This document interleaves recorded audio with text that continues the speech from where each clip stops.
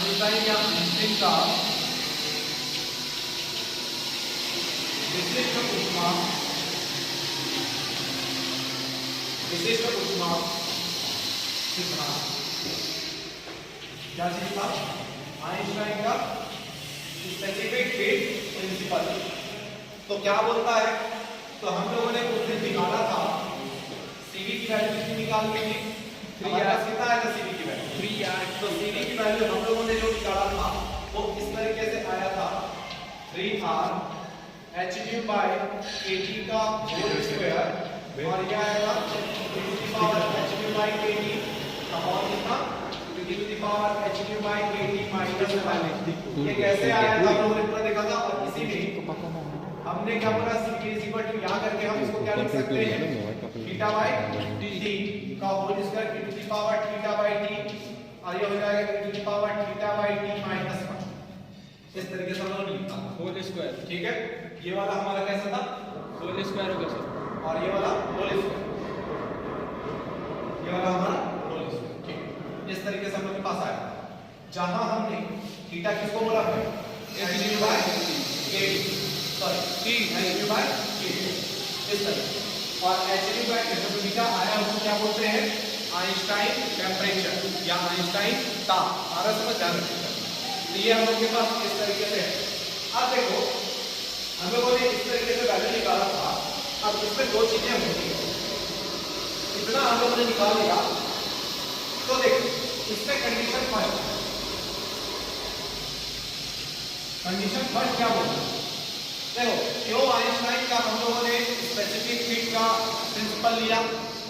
क्योंकि ड्यूलॉन्ग और पेंटिट जो थे उन्होंने नॉर्मल रूम टेम्परेचर पर क्या किया? सीवी निकाला जिसकी वैल्यू कितनी होती है? 3। लेकिन अगर मान लो उससे कम टेम्परेचर की बात की जाती है तो कम टेम्परेचर हो जाएगा तो क्या होगा? ज्यादा टेम्परेचर हो जाएगा तो क्या होगा? समझ में आ रहा कि नहीं आ रहा? तो उसके लिए किसने सिद्धांत दिया? आइंस्टाइन ने दिया। तो इसी की बात करते हैं कि अगर रूम टेम्परेचर से कम टेम्परेचर की बात करते हैं, समझते चलना क्या बोल रहा है कि ज्यादा टेम्परेचर पर हमारे क्या दो केस हो जाएगा। मैं बार बार बोल रहा हूं, ड्यूलॉन्ग और पेंटिट का जो सीवी वाला था स्पेसिफिक हीट का जो रिलेशन था वो किसके लिए था? वो था तुम्हारे नॉर्मल टेम्परेचर मतलब 27 डिग्री के लिए। लेकिन अगर मान लो 27 डिग्री से कम हो जाए टेम्परेचर या 27 डिग्री से ज्यादा हो जाए टेम्परेचर, तब इन दोनों केस के लिए फिर क्या होगा? स्पेसिफिक हीट सॉलिड का ये ड्यूलॉन्ग और पेंटिट ने नहीं बताया। समझ में आ रहा कि नहीं आ रहा? तो इसी की वजह से आइंस्टाइन ने क्या दिया? अपना सिद्धांत दिया। अब अगर बोल दिया जाता है कि मान लेते हैं कि यहां पर हमारे पास जो वैल्यू है कौन सी वाली वैल्यू है? तो अगर theta by T is more less than 1, meaning क्या निकलता है कि थीटा सबसे ज्यादा छोटा होगा किसमें? टी से। इसका मतलब यही है कि अगर मान लेते हैं कि टेम्परेचर ज्यादा, इसका मतलब क्या है? टेम्परेचर ज्यादा। आना समझ ध्यान रखना। तो टेम्परेचर अगर ज्यादा होगा, टेम्परेचर अगर ज्यादा होगा तब क्या होगा? तो टेम्परेचर अगर ज्यादा होगा तो क्या होगा? इसका मतलब क्या है? ये तो ठीक हो गया। मतलब हम लोग अभी क्या निकाल रहे हैं? पहला केस कि अगर मान लो 27 डिग्री सेल्सियस से ज्यादा टेम्परेचर हो जाए तब के लिए सॉलिड का स्पेसिफिक हीट क्या होगा? आ रहा समझ? ये निकालना है पहला चीज, जब टेम्परेचर क्या हो? रूम टेम्परेचर से ज्यादा। क्लियर होगा कि नहीं? समझ में आया? ठीक है। तो रूम टेम्परेचर से अगर मान लो ज्यादा हो जाता है तब इस केस में e to the power, problem कौन करेगा? e to the power theta by T. तो इसकी वैल्यू किसके बराबर है? ये ज्यादा है और ये ज्यादा है, इसकी वैल्यू होगी किसके बराबर? ये थोड़ा सा देखना है। आया समझ? तो e to the power theta by T है तो ये किसके बराबर होगा? इसके बारे में हम लोग देख रहे हैं। तो किसके बराबर होगा? थोड़ा समझो। जब कभी भी देखो दो चीजें कैसा? एक तो सबसे पहले e to the power x समझो, इसका एक्सपेंशन या फिर प्रसार क्या होता है? 1 plus x upon factorial 1 x square factorial 2 plus x cube factorial. समझो अगर मान लेते हैं कि इसमें बोला जा रहा है कि x की वैल्यू ज्यादा बड़ी है, समझते चलना चीजें। अगर x की वैल्यू ज्यादा बड़ा है, जब बोला जाता है x की वैल्यू बड़ा है, तो x की वैल्यू जब बड़ा रहता है तो या तो तुम इसको लगभग क्या मानते हो? 1 मान लेते हैं। आ रहा समझ? 1 मान लेते हैं, समझते चलना। लेकिन अगर मैंने एक्सपेंशन किया, दो केस यहां आते हैं। जब x अपने पास ग्रेटर देन 1 हो तब के लिए, और एक आएगा जब x इज लेस देन 1 हो तब के लिए। जब ये ग्रेटर देन की बात आती है तो थोड़ा समझते चलना, हम लोग ये वाला आपके पास इस तरीके से किसी चीज को समझना कि अगर मान लेते हैं कि हायर टेम्परेचर की जब बात की जाती है तो हमारे पास वैल्यू क्या होगा, ये छोटा हो जाएगा, टेम्परेचर बड़ा है लेकिन थीटा क्या है, छोटा है।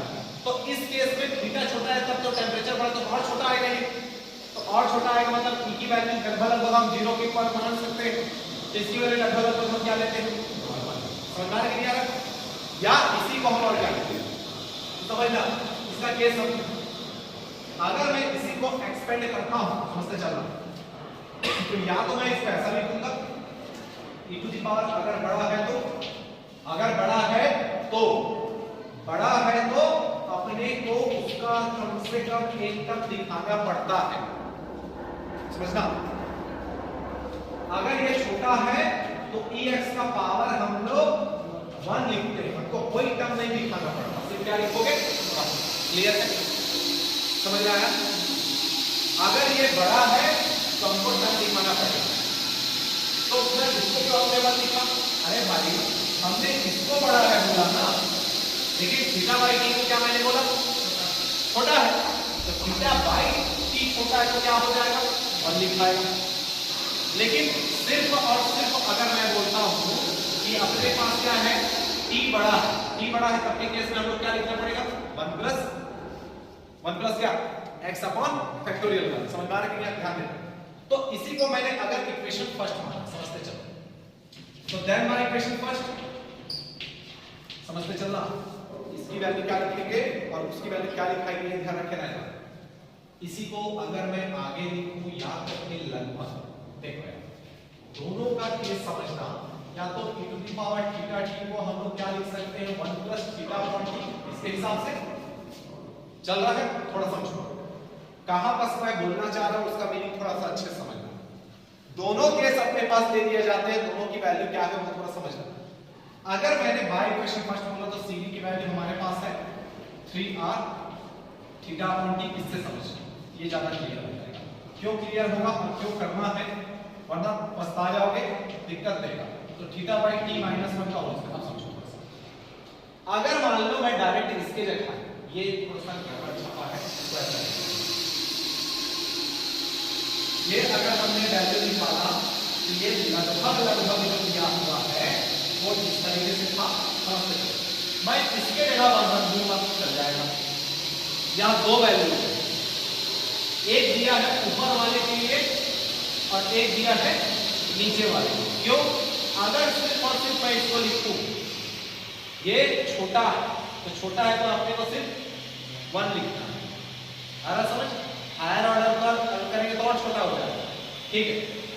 और एक दिया है दूसरा मैंने लिखा नीचे वाले के लिए, क्यों, अगर मैं इसका 1 डालता हूं तो ये तो प्रॉब्लम नहीं करेगा, यहां तो 1 लिखा जाएगा, लेकिन यहां 1 माइनस 1 और नीचे में 1 माइनस 1 मतलब 0, 1/0 और 1/0 मतलब, तो अगर तुम्हारे मैथ वाले को पढ़ाया होगा तो 4 चीजें कभी भी तुम्हारे पास नहीं आनी चाहिए तुम्हारी जिंदगी भर के मैथ्स में तो बिल्कुल भी कौन सी चीजें, इंफिनिटिव, 0/0, 0 इंटू इंफिनिटिव और इंफिनिटिव बाय, ये 4 चीजें तुम्हारे जिंदगी भर के, चाहे तुम KG1 से पढ़ करके कहीं कितना भी पढ़ो, ये चीजें तुम्हारे मैथ्स में कभी भी नहीं आनी चाहिए।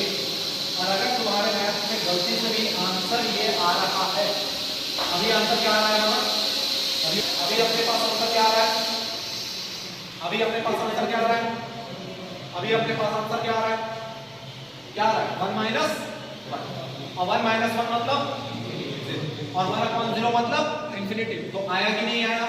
तुम्हारे मैथ्स में कभी भी ध्यान रखे रहना, कभी भी ये 4 चीजें तुम्हारे जिंदगी में नहीं दिखनी चाहिए, ये सभी चीजें अनडिफाइंड है, अपरिभाषित है, आया कि नहीं समझ। हाँ, ये बात अलग है कि हम लोग जब सेकेंड ईयर पढ़ रहे थे तो उसमें एक टॉपिक था मैथ्स में, फर्स्ट बुक का एडवांस कैलकुलस में, अगर तुमने अच्छे से पढ़ा होगा तो, और तुम्हारे टीचर पढ़ाते ही अच्छे, आ रहा कि नहीं, अगर पढ़ाए होंगे और तुमने पढ़ा होगा तो उसमें है कन्वर्जेंट और डाइवर्जेंट के लिए एक यूनिट है चैप्टर है, समझ में आ रहा है? अभिसारी अपसारी। और अभिसारी अपसारी अगर तुमने सीखा होगा तो सबसे पहले मेथड ही यही आता है कि वो कन्वर्जेंट है कि डाइवर्जेंट है, कैसे चेक किया जाता है। तो अगर उसके आंसर में इंफिनिटिव आ जाए तो वो क्या कहला जाता है? डाइवर्जेंट कहला जाता है, अपसारी कहलाता है। और अगर उसके nth टर्म में n की जगह इंफिनिटिव रखने पर इंफिनिटिव नहीं आता है तो वो कन्वर्जेंट कहलाता है। अगर 3/2 1/2 0.1 7/2 समझ में आ रहा है? तो भी फाइनाइट वैल्यू जब आ जाती है तो वो कन्वर्जेंट कहलाता है। लेकिन जब हम लोग पढ़ते हैं या सॉल्व करते हैं तो डाइवर्जेंट कन्वर्जेंट चेक करने के लिए भी अलग अलग मेथड दिया जाता है। ये वाला मेथड नहीं लिया जाता क्योंकि उनको भी पता है कि मैथ्स अगर तुमने पढ़ा तो तुम्हारे मैथ्स में जिंदगी भर में ये चार चीजें नहीं आनी चाहिए। अगर आ रहा है तो तुम्हारा मेथड गलत नहीं है, ध्यान रखना चला। तो अब बताओ मेरे को कि अगर एक में मैंने मान लिया, दूसरे बार में तो सर ये क्या दिक्कत है? या तो उसको लेंगे या तो इसको लेंगे, किसको लेंगे? तो सर इसको रख दे क्या? अरे रखोगे तो और बड़ा हो जाएगा फिर। तो यहाँ दो चीजों के लिए तुम्हारे पास बना हुआ है। एक बना हुआ है किसके लिए? ऊपर वाले के लिए। एक हमने किसके लिए लिया? नीचे वाले के लिए। क्योंकि अगर इसमें भी मैं मान रखूं तो 1 - 1 समझ में आएगा कि नहीं आया? तो इसके लिए फिर कैसे करोगे? तो 1 + θ/t करोगे तो 1 कटेगा, तब आएगा कुछ नीचे में। नहीं है तो फिजिक्स में ये सब चीज बनाना पड़ जाता है, इसीलिए दिक्कतें देती है। इसीलिए एमएससी फिजिक्स जल्दी से कोई करना नहीं चाहता। बाकी अगर तुमको थोड़ा सा भी बेसिक समझना है 12th का तो तुम्हारे ईमानदारी से बोल रहा हूं, तुमको एमएससी फिजिक्स इजी पड़ेगा। क्लियर है? तो अगर मैं इसी में से रखता हूं, इसी में से रखता हूं तो Cv तो 3R समझते चलना। तो अगर मैंने ज्यादा टेम्परेचर की बात की तो मेरे पास कितना आएगा उसको ध्यान देना। तो θ/t का पावर होल स्क्वायर, इसकी वैल्यू कितनी? 1। नीचे में अगर मैं रखता हूं क्या हो जाएगा? θ/t। क्लियर? समझो यार कैसे आता है? देखो गलत नहीं लिखा है, अब गलत नहीं है यार। e to the power θ/t की बात करते हैं 1 इधर बना सकते हैं तो हो जाएगा कि कितना लिखना है? समझ में आया कि नहीं है? कुछ चीजें समझो तो बेसिक। देखो ये सब मैंने बार-बार बोला है, फिजिक्स समझना है तो मैथ समझना जरूरी है। मैथ फिजिक्स का लैंग्वेज बार-बार मैंने बोला है। तो मैंने बोला जब ज्यादा आता है तो हमको कम से कम एक पॉइंट को लिया जाता है। अगर x बड़ा है तो समझना नहीं है। अगर छोटा है तो सिर्फ हम 1 ही लिखते हैं क्योंकि इसके हायर ऑर्डर वाले और छोटे हो जाते हैं। आ रहा है समझ? ठीक, ये आप लोगों के पास इस तरीके से है, आप लोग समझो। तो नीचे कितना आएगा? θ/t का होल आया कि नहीं आया समझ? तो इस केस में कितना आया? और ये किसका सिद्धांत है? डिलॉन्ग-पेंटी का। आ रहा समझ? तो यही चीज है कि रूम टेम्प। अब देखो यहां से नया चीज पता चलता है क्या नया समझ? तो देखो डिलॉन्ग-पेंटी क्या बोलता है? डिलॉन्ग-पेंटी यही बोलता है कि नॉर्मल टेम्परेचर पर या रूम टेम्परेचर पर उसका स्पेसिफिक हीट कितना होता है? 3R। आइंस्टाइन से पता क्या चलता है? हायर टेम्परेचर पर भी उसका क्या होता है? स्पेसिफिक हीट 3R ही होता है। मतलब रूम टेम्परेचर और हायर पर सॉलिड का स्पेसिफिक हीट कितना होता है? 3R। क्लियर हुआ कि नहीं? अब क्या देखना है? अब देखना है कि उस रूम टेम्परेचर से कम टेम्परेचर पर जब आएंगे तब क्या होगा। क्लियर है? अभी किस चीज के लिए था? आपने बोला जब टेम्परेचर क्या हो ज्यादा के लिए। क्लियर है कि नहीं? समझ में आया? चलो ठीक है, अच्छी बात।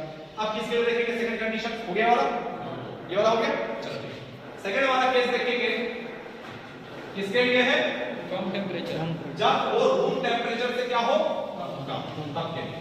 तो एक चीज अच्छा पता चल गया कि रूम टेम्परेचर पर और उससे ज्यादा टेम्परेचर पर सॉलिड का जो स्पेसिफिक हीट है या ठोस की जो विशिष्ट ऊष्मा है वो कितनी होती है? 3R। समझ में आ रही है? अब देखते हैं कंडीशन दूसरा। अब कंडीशन सेकंड क्या बोलेंगे कि रूम टेम्परेचर मतलब θ/t जब क्या हो 1 से ज्यादा। इसका मीनिंग क्या हो जाता है कि theta is more greater than t। मतलब t क्या है? कम है। आ रहा समझ? t कम हो जाता है। तो t जब कम हो जा रहा है तो अपने पास क्या है इसका रीजन? तो इसका मीनिंग समझो थोड़ा सा। अब क्या होगा तो समझो e to the power x फिर से 1 + x upon factor 1 + x square upon factorial 2 plus x cube by factorial 3 and so on। जब ये छोटा हो जा रहा है, x छोटा हो जा रहा है, तो हम लोग इसके हायर ऑर्डर वाले को नहीं लेते हैं, हायर ऑर्डर वाले को नहीं लेते हैं। इसका मतलब क्या होगा थोड़ा समझना। तब इस केस में अब क्या हो जाएगा, then in this case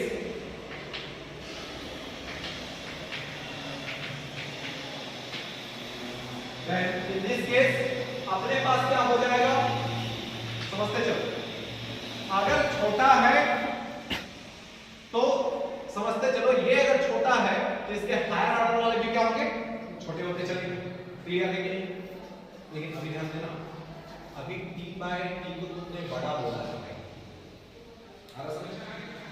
अभी वो थीटा बाय t जो है बड़ा है, तो then e to the power theta by t जो होगा उसको हम लोग e to the power theta by t ही लिख देंगे, क्योंकि वो पूरी क्वांटिटी क्या है, बड़ी है। तो बड़ी जब रहती है तो पूरा लिखा जाता है, और छोटा रहेगा तो सिर्फ वन लिखा जाता है। अभी तुमने क्या बोला, वो क्वांटिटी पूरी पूरी बड़ी है। अच्छा समझो।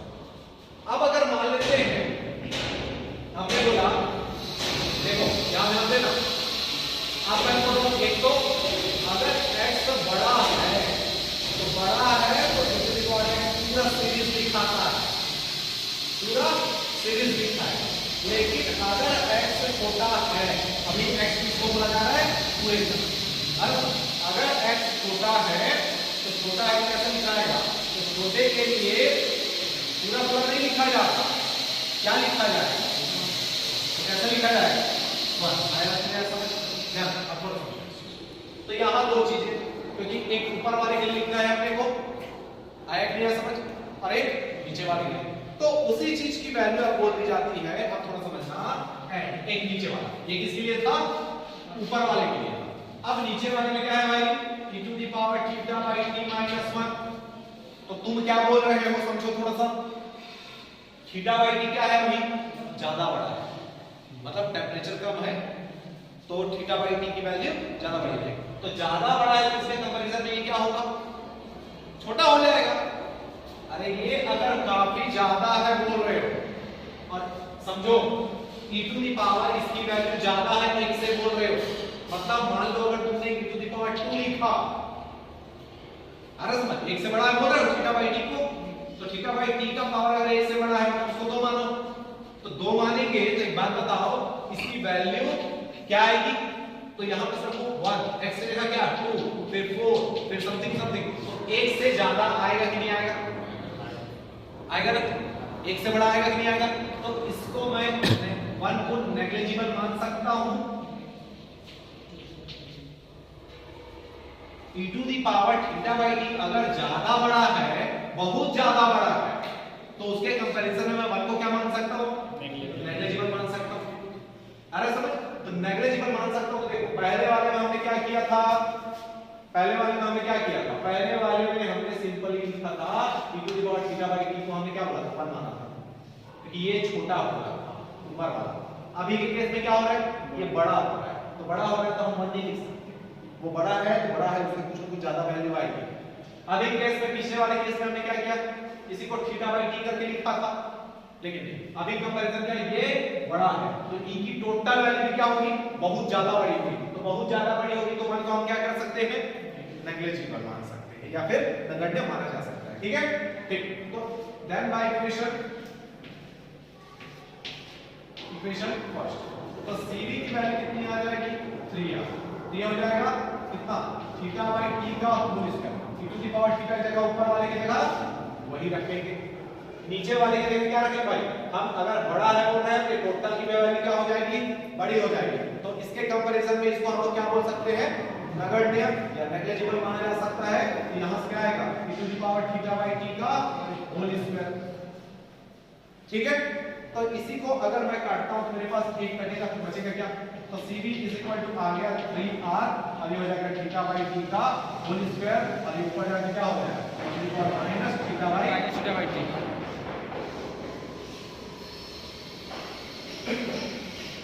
क्लियर, यहां तक हमारे पास आया। मतलब मीनिंग क्या होता है कि निम्न तापों पर विशिष्ट ऊष्मा ताप के घटने के साथ चरघातांकी रूप से घटती है। मतलब अगर टेम्परेचर कम हो रहा है, टेम्परेचर कम हो रहा है, तो Cv is directly proportional to e to the power minus theta by d। अगर टेम्परेचर कम है तो Cv भी क्या होगा, e टू दी पावर के रूप में घटेगी, क्योंकि माइनस है। तो ये डिक्रीज होगा। मतलब कम टेम्परेचर पर, रूम टेम्परेचर से कम टेम्परेचर पर टेम्परेचर बढ़ने के साथ या टेम्परेचर क्या हो जाएगा, बढ़ने के साथ टेम्परेचर ताप के घटने के साथ, ताप घटेगा उतना ही क्या होगा, Cv भी चरघातांकी रूप से एक्सपोनेंशियल फॉर्म में क्या होगा, डिक्रीज होगा, घटेगा। समझा रहे हैं? ताप कम होगा तो इसकी ज्यादा बड़ी वैल्यू होगी। क्लियर है? नीचे का क्वांटिटी कम है तो टोटल क्वांटिटी क्या होगा, बड़ा होता है। भाई अगर तुम नीचे की क्वांटिटी कम कर रहे हो, मान लो 5/2 कर रहे हो, तो नीचे क्वांटिटी कम है तो मतलब टोटल क्वांटिटी बड़ी है। लेकिन अगर मान लो ऊपर 1 कर रहे हो, नीचे 4 कर रहे हो, तो टोटल क्वांटिटी छोटी हो गई। तो ये अगर घटता है तो ये बढ़ता है, ये पूरी क्वांटिटी क्या होगा, बढ़ेगा। लेकिन माइनस है सामने मतलब डिक्रीज होगा। तो ताप के घटने के साथ, टेम्परेचर डिक्रीज होने के साथ, रूम टेम्परेचर से कम होने के साथ साथ जो Cv होगा वो भी एक्सपोनेंशियल फॉर्म में क्या होगा, घटने लगेगा। समझ रहा है क्या है? ये दो केस है। अब इसका आता है कि आइंस्टाइन का जो सिद्धांत है वो सक्सेसफुल है कि अनसक्सेसफुल है। आ रहा समझ? तो या इसकी कोई लिमिट है? बिल्कुल लिमिट है, ध्यान रखिए। इसकी भी लिमिट है, ये भी पूरा समझा नहीं पाया। आ रहा कि नहीं? जैसे डिलॉन्ग और पेंटिन का क्या बताना था, रूम टेम्परेचर और ज्यादा टेम्परेचर पर कितना होता है क्रिया, जो आइंस्टाइन ने प्रूव किया अपने थ्योरी में। लेकिन डिलॉन्ग और पेंटिन ने क्या नहीं बता पाया कि रूम टेम्परेचर से कम टेम्परेचर पर वो किस तरीके का बिहेव करेगा उसका Cv। क्लियर है? ठीक है। इसको किसने बताया? आइंस्टाइन। अब आइंस्टाइन की गलतियां क्या है? क्या उसने पूरा बताया है क्या? अब देखना पड़ेगा कि ये पूरा बताया क्या। तो पहला इसका लिमिट ये हो जाता है कि आइंस्टाइन का जो एक्सपेरिमेंटल जो वैल्यू होता है, इससे जो आएगा वो एक्चुअल वैल्यू के क्या होता है, एक्चुअल जो वैल्यू होगी Cv की उससे मेल नहीं खाती, उसके इक्वल में नहीं, उसके आसपास भी नहीं है। उसके फॉर्मूले से जो आंसर आएगा वो एक्चुअल में जो आना चाहिए सॉलिड के स्पेसिफिक हीट उतना नहीं आ रहा है, पहली बात। दूसरा क्या बोलता है? दूसरा बोलता है कि आइंस्टाइन के जो विशिष्ट ऊष्मा है वो ताप के साथ घटने के लिए जो है उसके प्रॉपर्टी की फुलफिल नहीं करता, बताता नहीं है। किस तरीके से डिक्रीज होगा, समझ में आता है कि Cv जो है टेम्परेचर कम होने पर Cv भी एक्सपोनेंशियल फॉर्म में डिक्रीज होगा, लेकिन किस तरीके से डिक्रीज होगा ये इसमें नहीं समझा पाया। ठीक है, ध्यान रखिए। नेक्स्ट इसी में बोल देता है कि न्यू और थीटा जो होगा, जो थीटा आएगा ध्यान रखते चलना, थीटा की बात कर रहे हैं। जो थीटा आएगा बोलता है, वो बोलता है जितनी भी वैल्यू प्राप्त की जाती है, थीटा की वैल्यू जो मिलना चाहिए, जो लाया है आइंस्टाइन ने, वो एक्चुअल वैल्यू में नहीं आता है। मतलब जो वैल्यू तुम्हारा थीटा का आना चाहिए वो वैल्यू नहीं आया है, क्योंकि थीटा पे भी किसके डिपेंड कर रहा है, theta is equal to h nu by k था। आ रहा समझ? तो ये डायरेक्टली प्रोपोर्शनल है, लेकिन उसके वैल्यू से मेल नहीं खाता है, इसी के लिए ये चीज है। अच्छा, तो फिर अब क्या किया जाए? तो इन सब की एक पूरी कंप्लीट इंटरप्रिटेशन देने के लिए या व्याख्या देने के लिए अब किसने किया, तो डीवाई ने अपनी थ्योरम दिया या प्रिंसिपल दिया। किसके लिए? स्पेसिफिक हीट ऑफ सॉलिड, ठोस की विशिष्ट ऊष्मा के लिए आइंस्टाइन का भी थ्योरी या प्रिंसिपल फेल हो जाता है कुछ हद तक। आ रहा समझ? जिसका कंप्लीट व्याख्या किसने किया? फिर डीवाई ने किया। तो डीवाई के बारे में आपको तो पढ़ना है। तो ये हुआ तुम्हारा कंप्लीट आइंस्टाइन का क्या चीज, स्पेसिफिक हीट थ्योरी। क्लियर? यहां तक तुमको यहां तक पूरा बताना पड़ेगा। समझ में आया? ये 10 नंबर